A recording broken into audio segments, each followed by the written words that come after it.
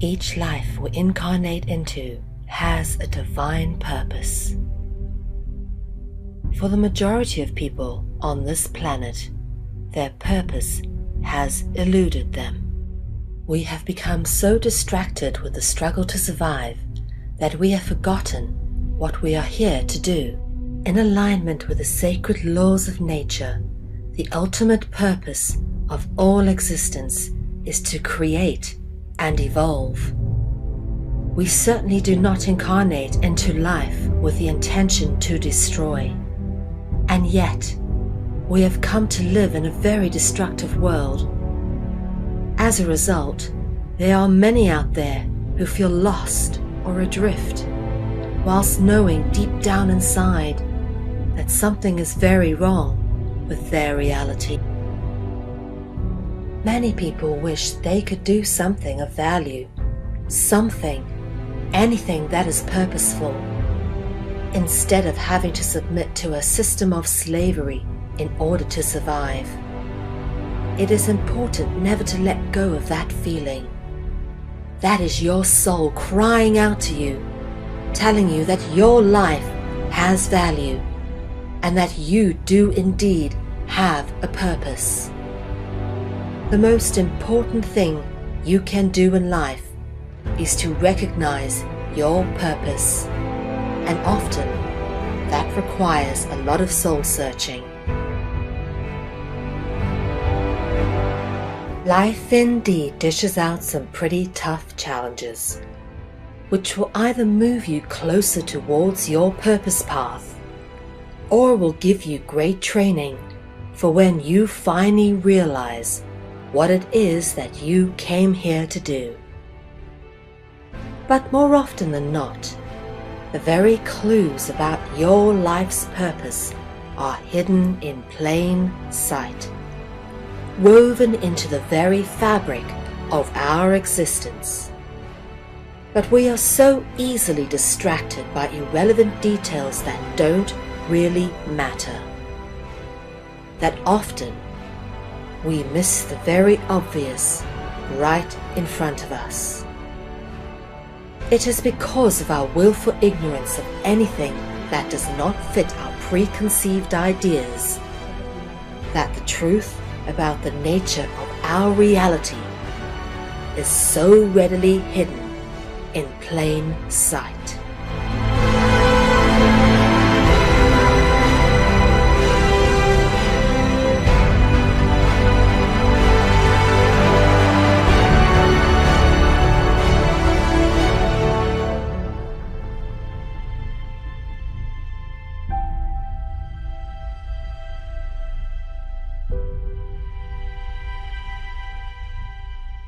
This is a very deep and personal journey, which has come to be expressed in many aspects throughout my life.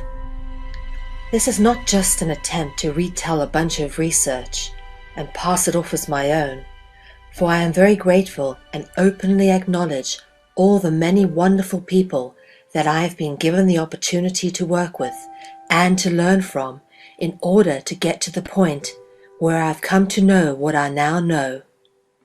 This is a journey I was always destined to go on, and likewise, how I have come to know this information forms as much a part of the story as the information itself.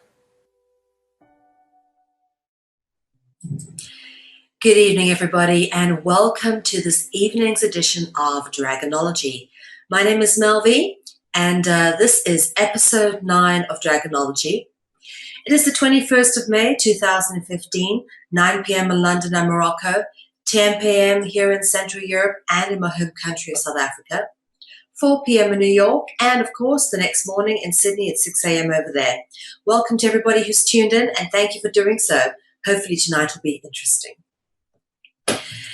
We kick it up again tonight as we go in depth into some of the dragon and serpentine etymology that we've been kind of focusing on over the course of the previous 8 episodes of Dragonology.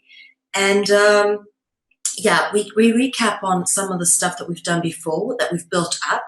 And you'll see a lot of tying in together of themes. that come about. We've touched a little bit on everything you'll see presented tonight, but in order to sort of, I suppose, bring it all together and show you kind of where we're going with this, it's been necessary to teach little segments throughout each episode to build up to an overall picture. There's been a lot of wonderful students who've tuned into the Dragonology episodes and who've been corresponding with me. And one of the most common questions that I get asked is, where is this all leading? And, it's pretty difficult to say because I myself am only on a journey of discovery. And as I discover things, so I can teach to others. And I suppose that's part of how my journey really here is structured. It's kind of about experience, absorb, interpret, and then communicate back. But as to say as to where there's an ultimate, definite, final point proving some ultimate, definite, final truth, well, I wouldn't be so bold as to say that that's exactly where I'm going or that's exactly what I'm doing. But there has to sort of be a coalescence, a coming together, a convergence, if you will, of what we're trying to teach, because it covers such a broad spectrum of themes and interpretations, language and symbolism, that it's kind of necessary to really bring it to a point and show you actually what it's all pointing to and what all this underlying, thematic symbology represents. And we're going to be looking into that this evening. So, as always, just to start this, to make it all-encompassing, because we try to make each episode all-encompassing, although it's good if you go back and you watch all previous 8 episodes of Dragonology, which are available. To start off this evening, we're going to look at the word etymology, which comes from the Greek root etymos, meaning true. So in order to understand the truth of the nature of our reality, we need to look at the words and the language that we use. The science of the study of words is called philology. But if you actually get into looking at the roots within words, because various words, particularly in the English language, have evolved and incarnated from other root words. And when you actually start to look at the root of various words, it is the etymological study of these words. So, as I said, the word etymology really comes from the Greek root, which means etymos, referring to true, that which is true. So in order for us to understand the nature of our language and what it's really referencing, we need to look at the etymology. So, beg your pardon, I've got something bothering me here and I have to just move it out the way, otherwise it's going to bother me the whole episode. Referencing truth.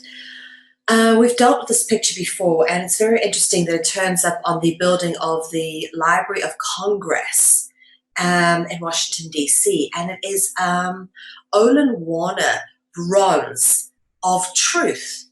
This is what would be a personification of truth. And for me, I've always found this to be so incredibly interesting that you find truth holding up a mirror, but also holding a serpent.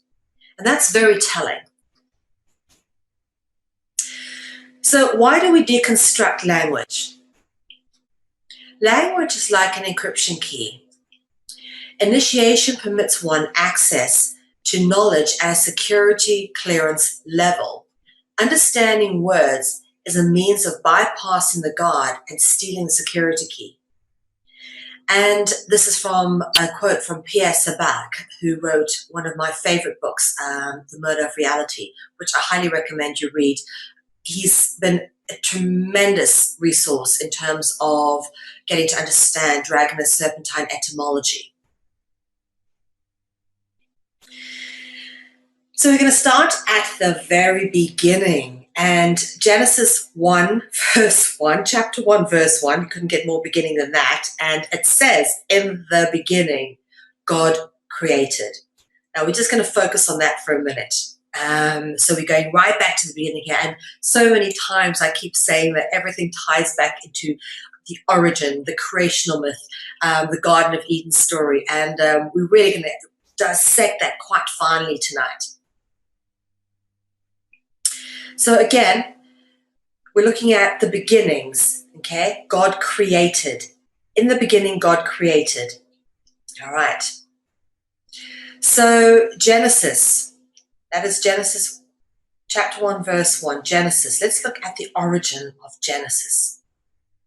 Now, jinn, D-J-E-N, or jinn, refers to a class of angel or demon, and this is an Arabic root of a word, but the DJ actually in the Egyptian hieroglyphics comes in the sign of a resting cobra and references Egyptian royalty or the dragon bloodline, more specifically. But it obviously has transliterated over time from that spelling into this spelling, and this is a common spelling, and you often find this spelling of the jinn referenced in the Quran. But what you have are several roots which have come out of this jinn root, and the jinn has become the root of Genesis. Now, I purport that the cis part of Genesis actually refers to Isis, and I shall go into that in another Dragonology episode. But for now, we're looking at the jinn part of Genesis, which the transliteration of it obviously is D-jinn, it's jinn or jinn, and obviously the G-in, and the spirit, jinn, which would be G-I-N. Okay. So, jinn. These are two Arabic depictions of various jinn that I found, and this is actually Ali killing the jinn. Interestingly enough, notice the fire aureola around the head.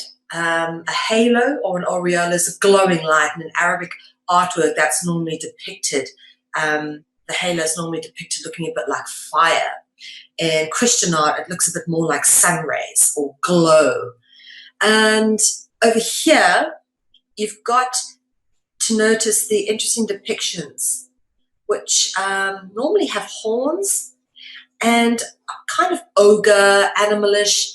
A lot of elephants come up in jinn depictions as well. I've seen winged elephants, which are quite interestingly also jinn depictions. And then, of course, the jinn evolved into what became the genie. And there's a lot of very interesting, notable allegorical associations that come with the genie that are worth pausing on and pondering for a moment. For example, normally you'll find with the genie things like clouds, puffs of smoke, vapor, spirit or ether. They kind of incarnate out of seemingly nowhere. What else is very common with the genie? The ability to change shape. We've seen that in the various incarnations that the Disney version of Aladdin took. The genie there took many, many, many different shapes. And the great thing about it being voiced by someone like Robin Williams was the fact that he could be so versatile and obviously play all those different characters that the genie metamorphosed into. So these are all very symptomatic or thematic of the genie, but also thematic of the dragon. These abilities to appear and disappear out of seemingly nowhere, smoke, spirit.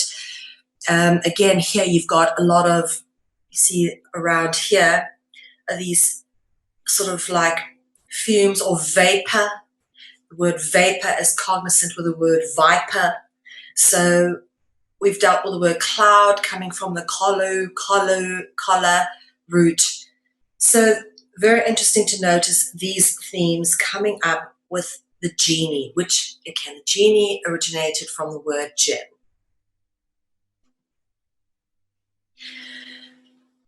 For me, one of the most telling themes that's inextricably linked with the genie, of course, is the light and the lamp. The genie came out of a magic lamp, and I'll go back again just so that you can have a look. You can see it coming out here of a lamp and here as well, out of some kind of burning oil lamp, perhaps. But this is the one that was kind of commonly associated with the genie. Supposedly, if you rub the lamp, the genie would come out and give you 3 wishes, which that whole 3 wishes thing is very much tied into the idea of the Faustian pact. The whole idea that you can sell your soul for riches, fame, fortune. So that theme ties in very nicely with the whole concept of the genie, and it's very, very common when it comes to talking about dragons is this deal with the devil, Faustian pact kind of idea, which, by the way, is a very real concept. So the light and the lamp, inextricably linked with dragons, and are symbolic representations of, and I wanted to just go through these. Light, obviously, from the lamp, but the word lit comes from the word light, the L-I-T, and that comes up again in the word literature, and literature is cognizant with the word enlightenment. Obviously, you learn through reading literature, you become enlightened. Illumination, which you can illuminate something by putting on a lamp or a light. Electricity, which has the word El in it, which is obviously the Hebrew interpretation of light, Elul, which means light. And of course, Illuminati. Most people, of course, know what the Illuminati represent. The illuminated ones, those who kept the knowledge of illumination in a tiny secret society out of public circulation, those people known as supposedly the Illuminati or the illuminated ones. And the dragon is erroneously associated with sun symbolism. Sun, obviously, light. The halo, which is representative of the sun, the light behind the head, and the aureola, which would be a halo, but obviously surrounding the entire body. So all these aspects of light, cognizant with the dragon, and of course the lamp and the light turns up in the story of the genie. Now notice this particular depiction of the genie with a serpent-like tail. Interesting that.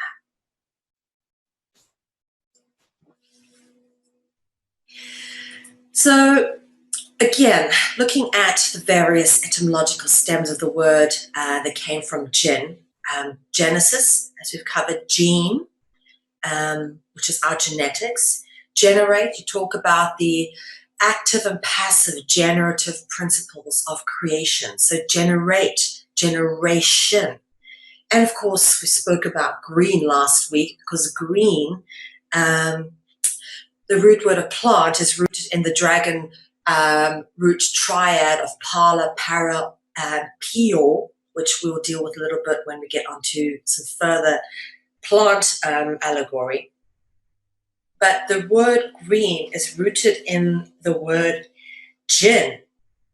Okay, and that obviously has evolved over time as well. The various aspects of jinn being the transliteration of the spellings. The DJ went to the J, which went to the G, and that can also be a G-E-N, and gene root, which is the root of Genesis and the root of green. And for me, this word is, wow, one of the most telling origin. Anybody who comes from my hometown of Durban will know exactly what this references. The number 330 as well has major occult significance. Anybody from my hometown knows exactly what I'm referencing. So this over here, the word origin, is interesting because the meaning as well as the etymology, okay? You're talking about the genesis, the where we were, the generation of us, the origin of us, which is the O, the or root, and the jinn root, which we've just spoke about. And that's 2 dragon root words, extremely significant, that it comes up in the word origin. Origin is, for me, one of the most interesting words that we use very flippantly, very commonly, and says a hell of a lot. So we're dealing with Genesis today. We've gone to the beginning, the origins. Look at all the theming we've got tying in together. So again, just talking about those dragon root words and how they transliterate. The or, the most common dragon root word, often, sometimes the U will come in between the O and the R, as in, like, for example, the Ouroboros is spelled with the O-U, or court is spelled with the O-U-R. And the A-R, as in arch or archer, art. And then, of course, there is the phi, which comes on the end of the or, which makes the orf root, or ophi root, which you find the phi in between the O and an I, or an O and an E, or any transliteration after the OPH. So the OPH then transliterates with various vowel sounds afterwards. It can even sometimes be O or U.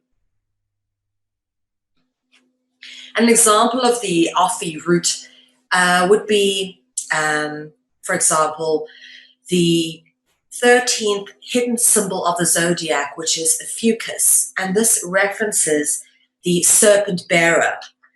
The word ophi is often actually means serpent. For example,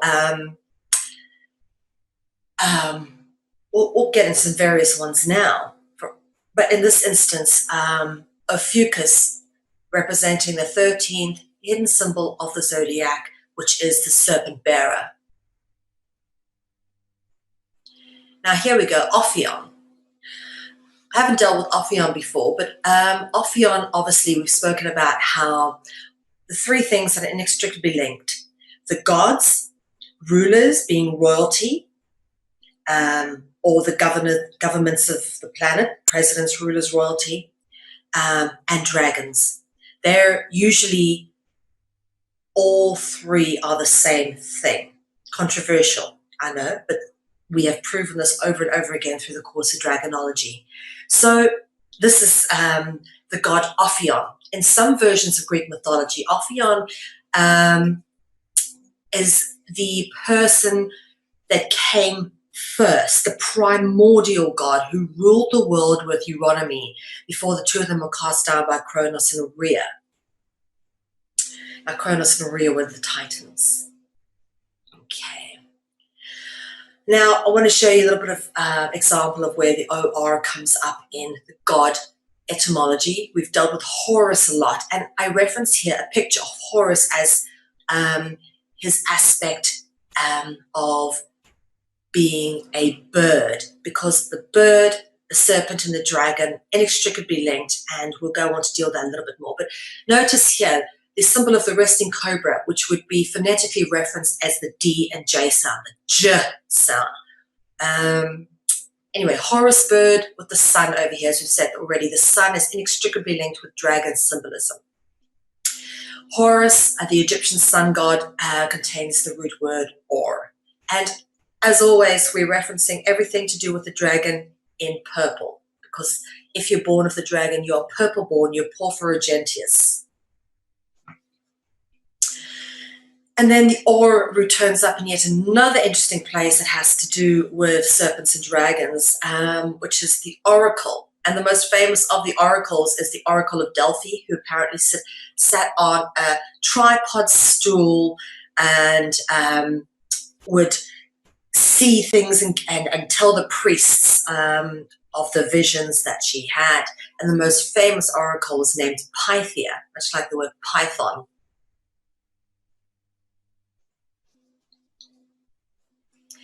Okay, now we're going to be dealing with Genesis and the Garden of Eden. Since we are in Genesis, that is what is there is the stories of the Garden of Eden. So let's have a little look at some of the stuff that comes up. Okay, famously enough, in the story of the Garden of Eden is obviously the tree, which is sacred, and trees are inextricably linked with dragons and serpents, and you see this tree symbol come up everywhere. You've got a dragon here and a serpent here, inextricably, alchemically linked, and I'll show you a few of them. But dragons, serpents, and trees are inextricably linked and allude to cult practice and blood ritual sacrifice. And this is evidenced in the etymology and symbology, and this is where it gets funky. Okay, last week I showed you this one here, more dragon, serpent, tree symbolism. And this one is one that I took inside a Roman Catholic church in the city of Leiden, which is the home of the Bilderberg group.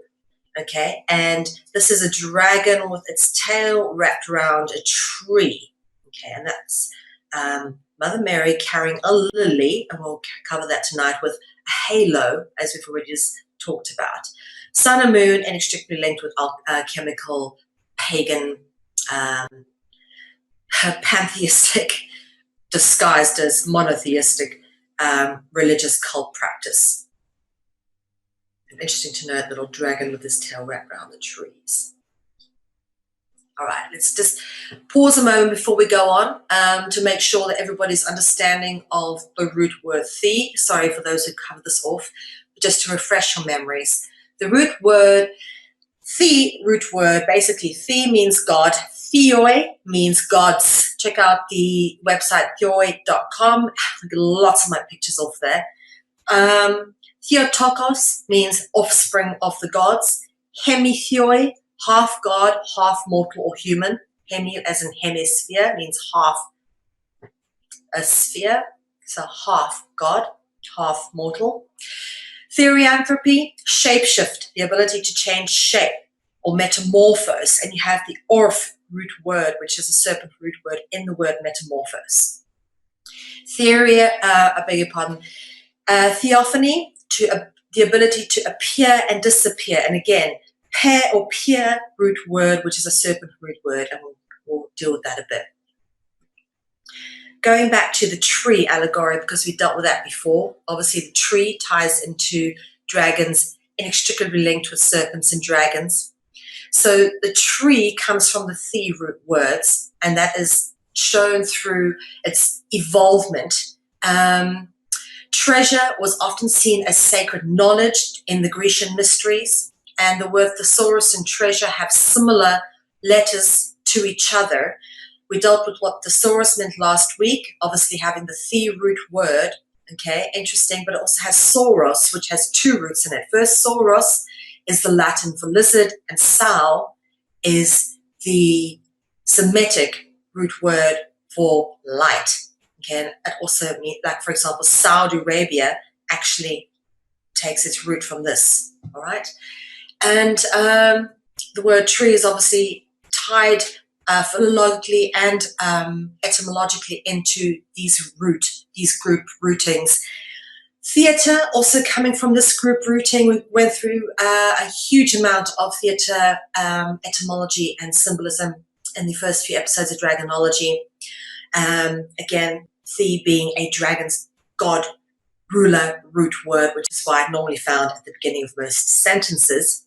And of course, this is evident in the interpretations and the meanings of the various references to cults, theology, theosophy, and thelema.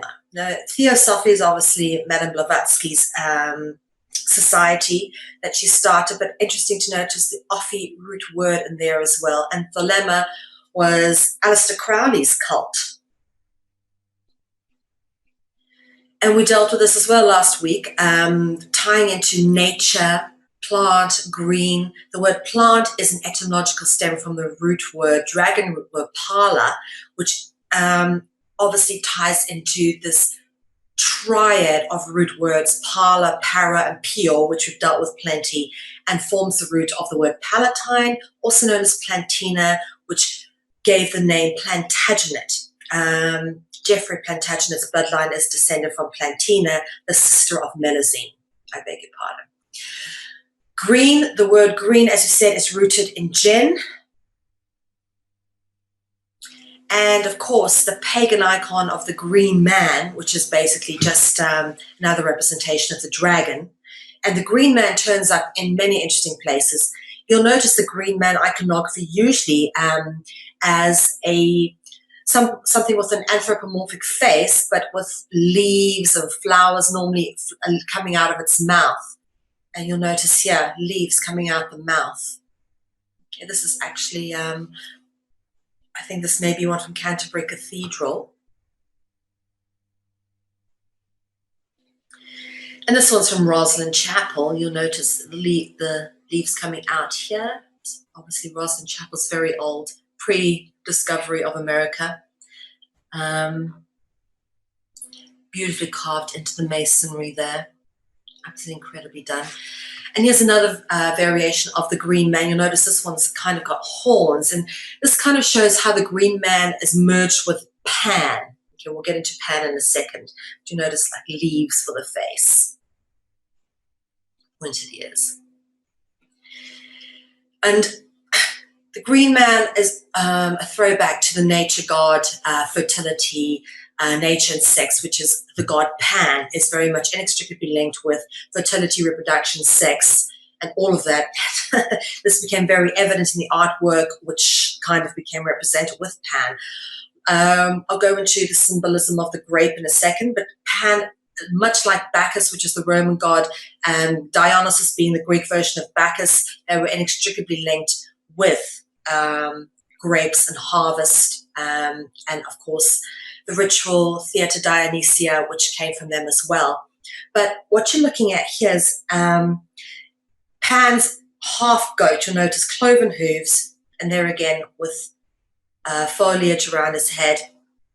A lot of this kind of thing goes on, which looks to be like a sexual advance that's unwanted, that comes into the territory of rape.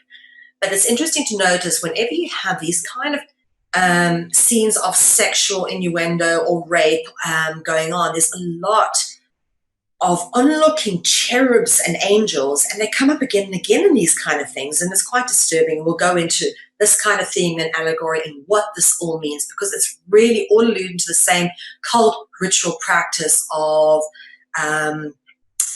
throwback to cult paganism and where it really, really started, and this sort of cultural influence which has come into existence, and it's been around for a very long time, but it's kept sort of beneath the surface of most people's perceptions.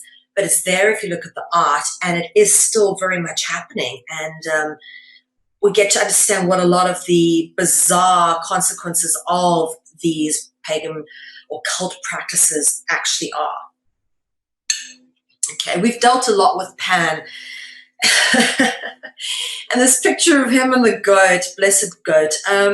But yeah, Pan, God, what you can see with goat sort of lower bottoms, usually there's his phallus penetrating a goat. The goat seems to be pushing him away in a way. This doesn't look terribly consensual. But again, here, Pan chasing after somebody with an erect phallus, very much an indication of pillage and rape. And in fact, hymns to Pan very much talks about I render, I rip, I rape kind of wording.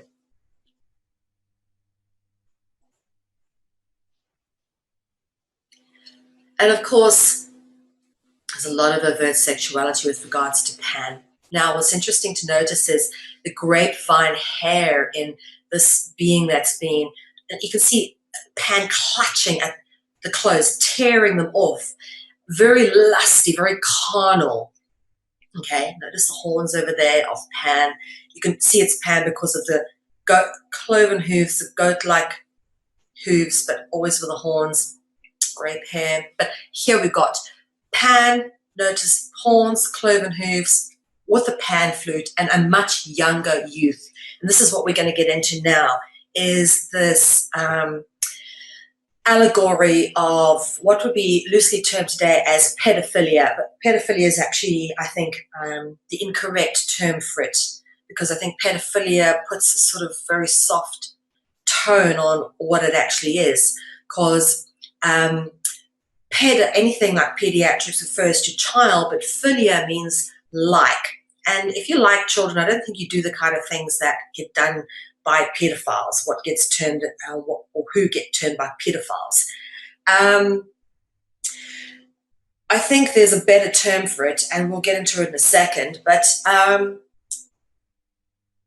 we obviously dealt a lot with allegory of fertility, reproductive sex, fruit. The word fruit originally comes from the Latin word fructus, meaning enjoyment or satisfaction, carnal satisfaction, and is symbolically representative of fertility and reproduction. We get a lot of fruit allegory that ties into serpentine etymology, and we will get into that in a bit. For example, we've dealt with this one last week, we get a bit more into the pair now as well. Pair word symbolism obviously originates from the Pala, Para, Pure group, dragon group triad, which, as we know, all comes from dragon etymology.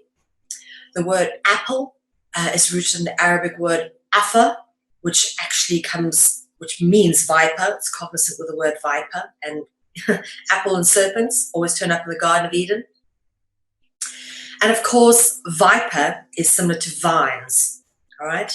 And we've spoken about the grapes. They turn up with Pan, they turn up with Bacchus. They represent the blood line. And of course, red wine is representative of blood in cult rituals, which is why we have the Eucharist in church, where we take the bread and the wine. It's symbolic of drinking blood. And the Grail, obviously, which is the most famous chalice containing blood, contained the blood of Christ, caught his blood at his crucifixion. And of course, what is a crucifixion but a sacrifice? So again, a ritual. And you take red wine at the Eucharistic rituals, which are obviously associated with wine and blood drinking. And all of this is representation of Holy Royal Dragon bloodline. That's what the Holy Grail is representative of. That's what the grapevines are representative of, which is why you often find grapevines wrapped around columns in carved columns and artworks. Now, the lily flower, obviously, the picture we spoke about earlier that I took in the Catholic Cathedral in Leiden showed a Virgin Mother Goddess, Mary, or that's a Christian name of her. She's taken on many incarnations over time, but holding a lily, and again, not by accident. The lily has some very interesting undertones to it. Firstly, the lily of the fleur de lis, the lis of fleur de lis, obviously means lily, fleur, flower of the lily. The symbol of the fleur de lis, which is a stylized, iconized, symbolic representation, very famous, is a symbol of the Merovingian or Merovi bloodline. We've spoken about the etymology of the Merovingian bloodline, and I can take you through it again, just so you understand. Let's break the first one down. Mer. Mer, obviously, being the first word of mermaid, and me, M-E, which is the first few letters of Melusine, and we've dealt with them. Melusine obviously came from the Merovingian bloodline. And in the term Merovi, what you're missing from the VEE is the R in between, and that represents the De Vere bloodline. Edward de Vere, the 17th Earl of Oxford, who actually was the real writer of the works that became known under the body of works written by William Shakespeare. William Shakespeare was illiterate. It was clearly written by someone who was very highly initiated and could write an iambic pentameter and understood a lot of symbolic allegory, because the supposed Shakespearean works are thick with dragon symbolism and allegory in the words, and that's clearly from somebody who knew what they were talking about. It could only be a royal. Written in the 16th century, very few people had those kind of skills. You had to be either very rich, educated by the Jesuits, or a royal with amazing tutorage to be able to write like that. So that's probably who was a member of the Merovingian bloodline. Okay, so what is the other thing that's interesting over here? They use the word Gien, okay, which actually we spoke about John and Saint John. This is in Italian. if they were to talk about Johnny, they would Gianni. Okay, it would be Gianni rather than Johnny. They don't use the word J. Gian is actually a reference to John. So St. John, we dealt with St. John. St. John's normally always depicted with a grail cup with blood and the serpents on it. And also the Knights of St. John and Johannism, which is a dragon cultic practice, which is practiced by the Knights of Malta, in fact, most knightly orders. Now, of course, the lily is also the sign of Lilith, and Lilith is very interesting because the lit root word turns up in Lilith, as we spoke about earlier, light and lit. And Lilith, very interesting. Let's read a bit here. Lilith is a Hebrew name for a figure in Jewish mythology developed earliest in the Babylonian Talmud, who is generally thought to be part derived from a historical earlier class of female dragon found in Mesopotamian religion, written in the cuneiform texts of Sumer, Akkad, Assyria, and Babylonia. In the book known as the Alphabet of Ben Sira, Lilith becomes Adam's first wife, as she was created at the same time and of the same earth as Adam. This contrasts with Eve, who was said to be made from Adam's rib. Lilith left Adam after she refused to become subservient to him and would not return to the Garden of Eden after she coupled with the archangel Samael. Interesting. And this depiction of Lilith with red hair, very interesting that we'll get into that at some stage. But again, the serpent wrapped around the body, and we'll get into that a little bit more as well.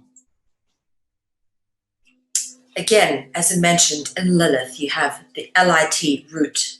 LIT, the common root lit, is found in Lilith, literature, enlighten, light. Light, obviously, from here, light, we go into Lucifer, because Lucifer originates in Lux sphere, which quite literally means the light bringer, okay? And this is then we go back into the tree, plant, apple, pear etymology, because it brings us back to this. Why the groves? All right. All of that is rooted in the etymology connection between this word here, Lucas, and Lucifer. Lucas, the word Lucas in this context is the Latin word which references a grove or wood sacred to a deity, a place where people engage in sacred worship, which is why you often find these kind of things in sacred forests, which are the henges with stone circles, or sometimes there were even wooden henges. But this thing is really, the word Lucas is actually commonly found as well in a lot of the stories relating to the gods written by Roman authors and Greek authors, etc. So again, this word Lucas is a Latin word that references a sacred grove or wood. Now, grove normally would be a place where ritual sacrifices took place to the gods or in homage of the gods or the deities or the dragons. It was blood ritual sacrifices inextricably linked to the dragons. Okay, now, Bohemian Grove. For those of you who have looked at this information, and this should not be anything particularly new to you, but we talk about the grove. The word grove is very close to the word grave, and that's not by accident, but this word loosely translates into sacred grove or wood. And this is, for me, the most, when I think of sacred grove where, cult ritual worship takes place, this is the first thing that jumps into my mind is Bohemian Grove. It's become synonymous with this sort of idea. And of course, I've pulled out some really interesting earlier pictures here of Bohemian Grove where you can see gatherings of peoples that would obviously perhaps be a bonfire in the middle where a sacrifice would take place. The tables where they would be feasting. Obviously, feasting is very much part of cult ritual celebration. Notice massive redwood forests, massive trees around them, because that's where they are, the redwood forests of San Francisco, Northern California. And again, here you can see all the trees around here and some kind of what looks like something similar to a mast, but here you've got some little wings on. Very interesting. By the way, they actually do have a Catholic pagan saint, St. John of Nepomuk, which is the pagan saint of Bohemian Grove, which is often depicted with his finger on his lips like this because keeping a secret or being discreet clearly about what goes on in here. And the owl, inextricably linked with the mother goddess and nature and ritual worship, comes up in the worship of Athena. You find owls on the Athenian coins. And of course, the owl, or what they say is a representation of Moloch, turns up at Bohemian Grove as well. And here's some more kind of rituals or ceremonies or initiations going on in the Bohemian Grove. Now, rituals and ceremonies are interesting because they come in many different guises and many different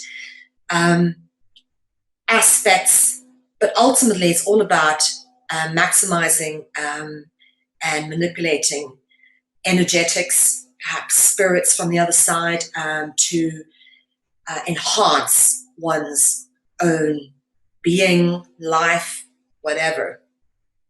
Many reasons for it, but the Black Mass typically is normally performed over a naked body, and this is shows you a priest killing a baby, and they would kill this baby, typically drain the blood into the cup which sits on the body of a naked woman, presumably a high priestess. You can see this kind of thing. Look at the costumes. This kind of thing has been going on for a very long time. This is just something that's popped out of nowhere. This thing is as old as religion itself. And here's some various other interesting interpretations of these Black Masses that used to take place, because, again, the same kind of imagery turns up. The cup over the woman. Now, you would often have the priest engaged in coitus with the naked woman, because that would be the reason for the naked woman hanging over the edge there. You can see the priest is naked too. But there is a dead baby, clearly over here, being held by another naked woman. This is also typically the kind of thing that would be going on as anal sex as well. It's very much a ritual thing. And we'll get into why in another Dragonology episode. But again, here, another representation of the same thing, the cup where the blood would go into on a naked body. Various different interpretations of the Black Mass, which, show different time periods of this kind of thing going on as well. So this thing has been going on for a long time. Okay, now let's talk about the nakedness. Why the nakedness? And nakedness is inextricably linked with the dragons and the serpents. And if you look at a lot of classical art, how they hide the allegory of dragons and serpents is in your face, right, through the nudity. That's why so much nudity. It's to represent the serpent and the dragons, and they do it right in front of you, okay? For example, naked serpents in Genesis chapter 2, verse 25. Adam and Eve are both quoted as being naked, both naked and felt no shame. Nudity and serpents are inextricably linked through a thematic allegory as demonstrated in the Garden of Eden. And here we go. The etymological links between nudity and serpent, allegorical association, is illustrated by the words of several languages and expressions. And let's go through them. For example, Afa, which we've spoken about, which means viper or serpent, is cognizant with the word kafa, which means naked, okay, in the Arabic languages.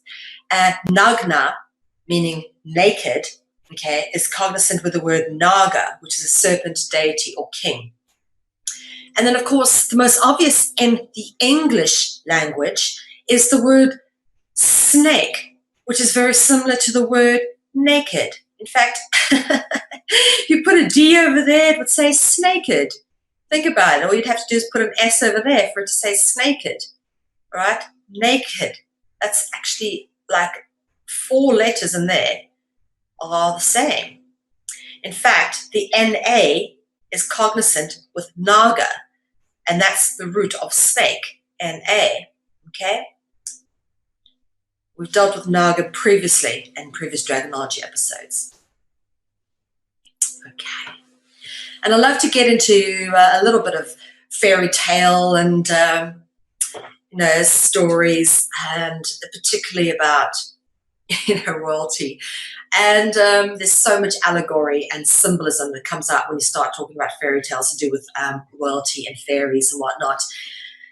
This one in particular is no exception. Think about this. A fairy tale about an emperor that has no clothes. What is that all about? And again, it's just symbolic of, the naked royal is symbolic allegory of the dragon bloodline. Again, referencing the fact that they're snaked, they're naked, they're snake, they're serpent, they're dragon. Get it? This is what it's referencing. So that's what the story of the emperor has no clothes is really referencing. It's an allegorical representation. And if you remember, the story goes that everybody cheers him on and says nothing, and then one of the little boys says to him, "But you got no clothes on." And what this is allegorical of is how the whole of the world's population are, for example, support the British royals or support the royal family or support the idea that there is even royalty and that they live in palaces and that we, the taxpayers, pay their salaries. And most people put unquestionable amounts of faith into the royalty, and they're good for tourism and their palaces bring people through and blah de blah, whatever. Well, that's what a lot of people think, because you see them when they have these big ceremonies and royal weddings, people waving flags in the streets. But what that little kid represents is the eyes of those who aren't jaded with corruption, aren't jaded with the brainwashing, the clean eyes of the supposedly those who can look at something without a jaded perspective and see it for what it is, and be bold enough to speak out about that thing, which most people would perhaps paper over the cracks, point out what that thing really is. It's that little boy points it out, no, the king has no clothes on. Yeah, actually, let's point out what is really wrong with the royals, the fact that they, uphold a hierarchy which enslaves the majority of humanity. And they don't do particularly pleasant things, engage in war for profits. And from what I hear, kidnapping children, drink blood, and some of them supposedly are dragons that shapeshift and eat these children, So that's what that little kid represents, is pointing out what is true and what is real. Okay, and for me, these are the facts that are real, that come up again and again in the allegory that we deal with, and themes and symbolisms, in the language, in the artwork, hell, carved into marble for that matter. Okay. Genesis 3:13, the King James Version says, "And the Lord God said unto the woman, What is this that thou hast done? And the woman said, The serpent beguiled me, and I did eat." Now, what did she eat? The fruit. And we've dealt with the fruit already, okay? Talking about lust and carnal satisfaction. So what does the word beguiled mean? Beguiled, in Hebrew, the word beguile is translated into Ishiani. Okay, Ishiani can also be read as "he put his seed in me." The word initiate or initiation stems from Ishiani. Okay?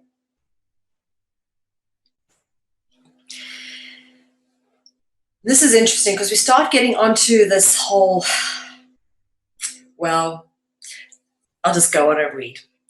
Genesis 6:1-14. Okay, Genesis chapter 6, verses 1-14 says, "When men began to increase on earth, and daughters were born to them, the sons of God saw that the daughters of men were beautiful, and they married any of them they chose. The Nephilim were on the earth in those days, and also afterwards, when the sons of God went to the daughters of men and had children by them. They were the heroes of old, men of renown. Okay. So this is talking about the interbreeding of dragons and humans to create the kings and rulers and royalty of today, which became the heroes of the stories of ancient Greece and Rome, and men of renown, the kings, which became the kings and the rulers and the royalty, royal bloodlines of today. So let's go on and look a little bit more at this and how this allegory is played out in other sources. The theme of rape, which we've already slightly touched on, but which we'll get into much further, the relationship between the dragon and the human intercourse, sexual intercourse, is recorded in the lexicon of rape and reptile. All right, let's go on to explore this even further. I must just point out this. I use this picture a lot, this Giulio Romano representation from 1450 of Jupiter raping Olympia. Okay, that does not look like this woman is like wanting what's coming her way. Interesting to note, always turning up with Jupiter and Zeus as symbol of the eagle, the bird allegory, dragon symbolism, very inextricably and closely linked. Notice the thunderbolts here as well. But basically, I love this one because this one clearly shows the serpent metamorphosing tail. Now this does look a little bit like Lilith, but yeah, the raping reptile. This theme is so common, and in the Roman language, rapier means rapist and repair means reptile. So you can see how close rapier and repair are to each other. And pair, actually, this P-E-R-E root is the root that comes with the para, pio root, and that turns up here in this Roman root of the word repair. And think of, for example, we've spoken about dinosaurs, sauros, in the word thesauros, which means lizard. Think of, for example, the dinosaur called a raptor. Okay, that would come from this root, repair, which is the reptile, raptor, which is just a flying reptile, dragon's dinosaur, bird, really, lizard, a flying lizard, not like a dragon. Okay, so really what this King James version of the Bible talks about when Eve said, the serpent beguiled me, Eve was possibly saying the serpent, that she was seduced by the serpent. And William Blake's artwork, very interesting guy, this William Blake, and he's one of the romantic poets that I sincerely suggest you go back and read because there's a lot of mystery school allegory in his works. But in his paintings, look at this. You think of beguiled, the serpent put a seed in me, and that's the apple. That's the serpent feeding her the apple. So again, fruit could have the seeds in them, okay? But look at this one again of the serpent wrapping itself around Eve. Okay, she's got a hand on the apple there. That's interesting. Both of this representation in the Garden of Eden by William Blake. So the pairing of dragon and human. There is often a heavy and fatal condition to any pairing of human and dragon. And we've dealt with this a lot in previous stories and fairy tale. We've carved this off in the situation of Aragorn and Arwen in Lord of the Rings, which comes up again and again. Lord of the Rings is just everywhere when you're talking about dragonology. We've carved this off in the story of Splash, the story of Shrek, the story of Beowulf, the story of Lady Hawk, the Princess and the Frog. You know, this whole theme of the pairing of human and dragon, or fae and mortal, or the gods and the mortals is just ongoing. It comes up absolutely everywhere. So apart from that biblical source of the sons of the god came unto the daughters of men and had children, there's a lot of other sources of this history which comes up in artwork, and the impregnating of humans by the dragons, humans being raped by dragons, raping and impregnating them. Here we got the rape, talk about the various, they love this theme, the artists just love reinterpreting this theme over and over again, which was the seeding of the dragon race into the human angelic bloodlines. So this is the rape of Persephone that's being represented in this incredible artwork here. Zeus raping Persephone. You can tell it's Zeus by the crown, which looks like a sun, because Zeus was a sun god like all the other gods. And then the rape of Europa. Again, like I said, very disturbing. You find these cherubs, these little, baby angels, always somehow involved in these scenes which depict the rape of somebody. And it's very, and makes me feel a bit icky and uncomfortable, but there's a reason for it. It's, again, thematic, symbolic allegory. We will talk about this, what it actually is referring to. And, when you look at, cute little cherubs, no, you'll never look at cherubs like that again. But again, notice all the nudity, legs spread here, the rape of Europa on a bull. Here again, Europa on a bull with the cherubs coming towards her. Now, we're talking a lot about the connection between the bird and serpent, and I'm just going to cover this off again for those who are unaware. In the Roman language, the analogy between bird and serpent, or bird and dragon, is encoded into the philological relationship between coluba or colubra, which means serpent or snake, and columba, meaning dove. So coluba or colubra, meaning serpent or snake, and columba, meaning dove. Columba, coluba, very similar. They've got the colu root, which would be the root of Columbus, Columbia, column, colu, column. We've covered that root quite a bit in previous Dragonology episodes. So that is, again, where the dragon or the bird and the serpent, dragon and the bird allegory come into effect. And you've got the eagles, you've got the doves, you've got, here, for example, this is a depiction of the basilisk, which often takes on cockatrice-like features.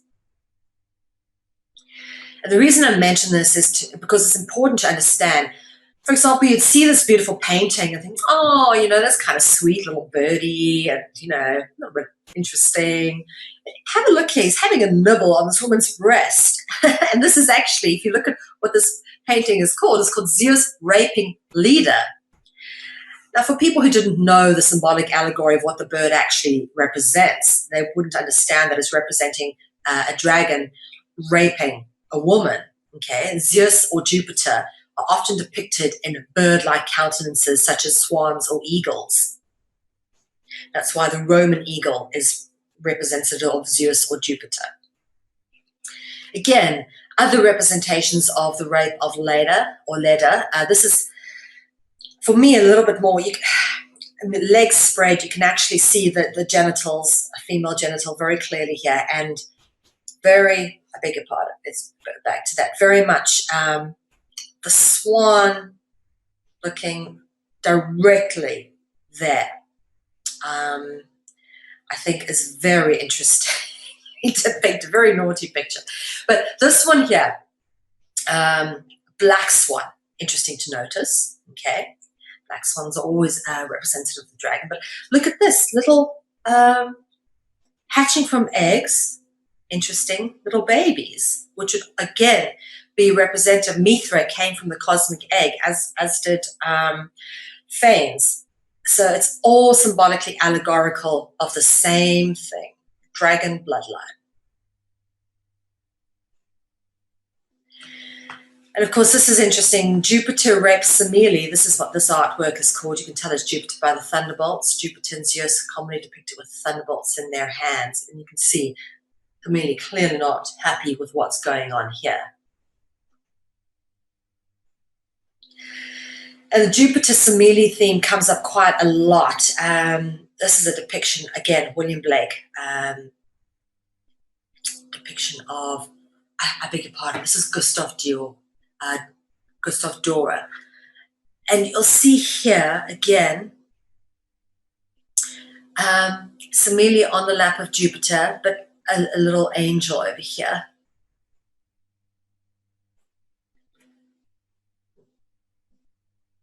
And here we've got a depiction of Diana and the Nymph Surprised by the Fawns by Peter Paul Rubens, who, by the way, highly initiated artist, served in many courts of the royals. He's one of those, much like Lucas Cranach, and perhaps sometime I'll cover him off too. But these are non-humans. These look like Pan, like fawns, because they have the goat-like bottoms, hairy goat-like bottoms, cloven hooves, and the horns. And you can see women very much being taken by force. Diana and the Nymphs surprised by the fawns. Basically what he's saying is, this is the rape of Diana and the Nymphs. Very famous painting, Rape of the Daughters of Leucippus. For whatever reason, artists are ever so obsessed with painting rape, but what they are in fact representing is the seeding of the angelic dragon bloodlines into the human race, which is a momentous thing for kings and queens who would commission these great artists to paint these things, because what they are representing is the genesis or the birthplace or the origins of the kings and queens and royals and sort of high priests that now control our world and all shapeshift and all drink blood and all eat babies and children and cause untold havoc on our planet. Just to read here, this painting by Peter Paul Rubens again depicts the mortal Castor and the immortal Pollux, okay, abducting Phoebe and Hilaria, daughters of Leucippus.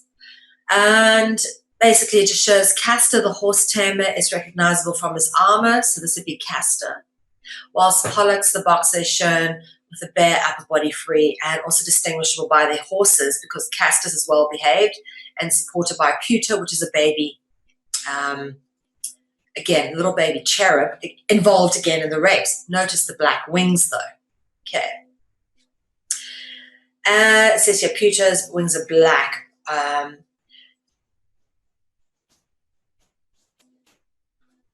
Now this gets interesting, because this is some Greek artwork we found of Zeus raping Ganymede. Now Ganymede is a man, or was a little boy, okay? This gets into controversial territory, and what you can see what Ganymede's doing here is giving a hand job or an oral batu, fellatio to the phallus on this side, but you can quite clearly see Zeus's phallus entering Ganymede's anal orifice over here, Ganymede being a man. And this is artwork, this is actual Greek artwork. Now, Ganymede over here is actually a much, you can see Zeus represented with a beard, representing an older man, younger men are represented without beards in artwork. Here we go.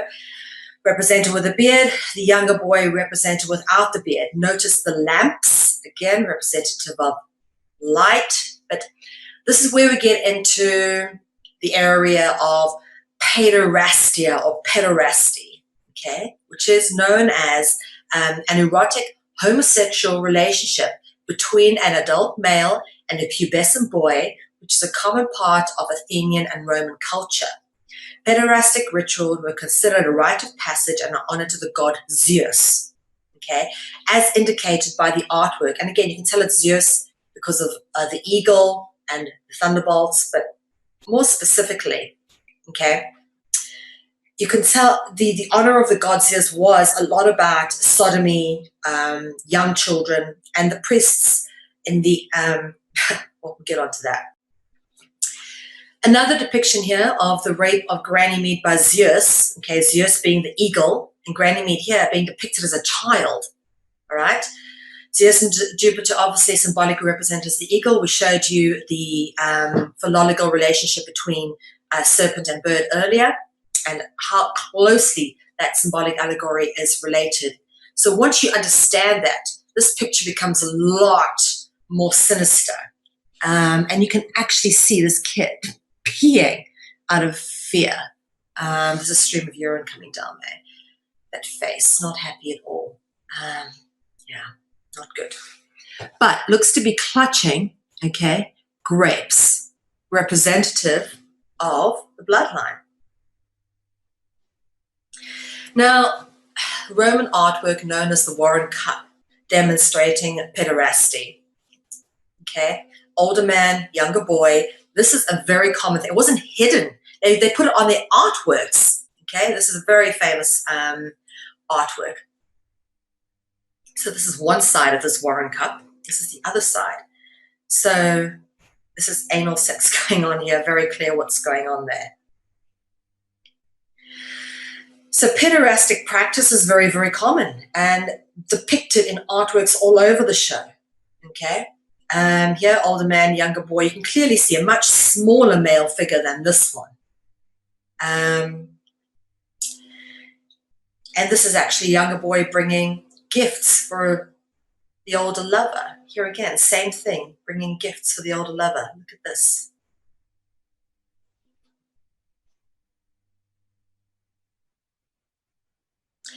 Now, we've looked a lot at cherubs and angels and whatnot and kind of had to wonder, what is that all about? Because there are representative of dragons having the wings and whatnot, but why in the childlike countenance? Now, the childlike countenance is when you see little babies and cherubs and children carved into various aspects of churches and whatnot, what they are representing is pederasty, okay? This is illustrated in this painting here. Pederastic idealism illustrated or expressed in this artwork called Amor Vincit Omnia, which means love conquers all, by Caravaggio. Okay, and basically this painting is often interpreted as the idealistic expression of pederastic love. And you can see the full frontal phallus there.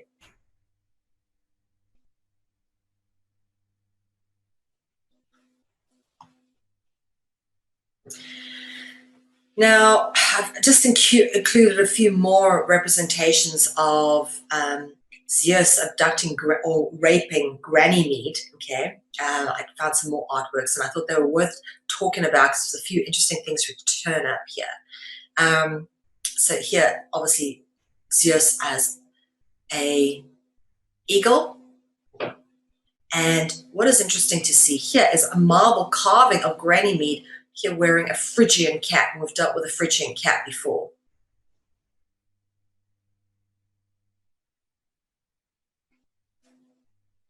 This painting is called The Induction of Ganymede into Mount Olympus. Okay. So, induction, initiation, ritual. We've spoken about Ishiani, which is another word for he put a seed in me, also being the word of initiation, the root of initiation or induction. So Ganymede, as a little child boy that he was kidnapped and taken to Mount Olympus and presumably raped or whatever. Lots of little cherubs around again. Notice they turn up whenever there's rape or ritual or all sorts going on. Yeah, the induction of Ganymede into Mount Olympus after he was abducted by Zeus in his various expressions.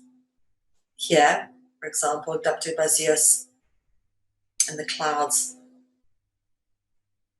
This is actually a depiction of Zeus raping Ganymede. So this is what actually happened. Okay, ended up on Mount Olympus with all the other gods and Zeus, no doubt, being sodomized. And, well, ritual orgies are part of the whole homage and energetic attention-paying, praise, worship, whatever you want to call it, which, I mean, again, very much a part of Roman and Athenian and old ancient Greek culture, part of pantheistic ritual. And much like literature and art and all that kind of thing was sucked out of circulation by the Roman Catholic Church, this kind of thing was sucked out of circulation to public. It wasn't sort of commonly done in public, and in fact, they started getting very moral, and this thing became, this sort of stuff became known and became not so socially acceptable. But going on behind closed doors, trust me, there are plenty of, let's say, non-religious orgies which happen, but orgies are very much a part of what goes on in the behind closed doors amongst the priests in the Vatican. Is this the gay mafia within the Vatican? This is all homage to the gods, the dragons, this kind of ritual orgy that goes on. In fact, the OR root word of orgy references the fact that this activity is a reference to the dragon. And the fact that this stuff is still going on, pederasty and homosexuality in the priesthood, is evident in the law known as Crimin's Solicitationis, which references the practice of priests having sexual relations with young children is considered a rite of passage and part of the occult indulgences and ritualistic practices engaged in as part of the privilege of being part of the church or the clergy or the initiated, Ishiani, the inducted.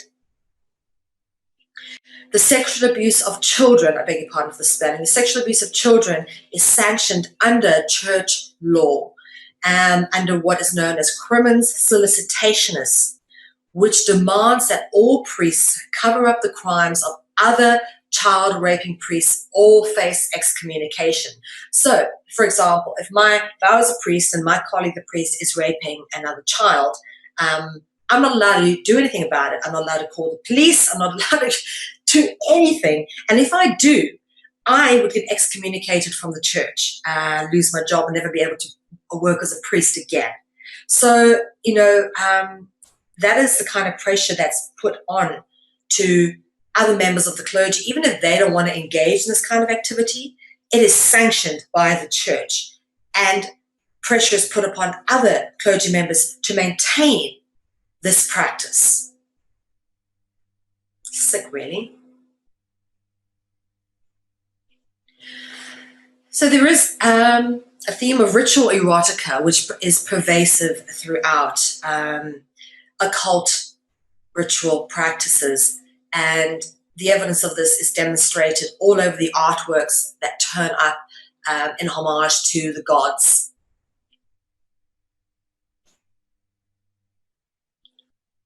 And of course, Eyes Wide Shut did a very good job of representing the orgiastic ritual practice that is engaged in by the elites. Do go watch that film if you haven't seen it already. I have recommended it before. And as we've spoken about previously, the word ejaculate is rooted in the Latin word eaculus, meaning serpent.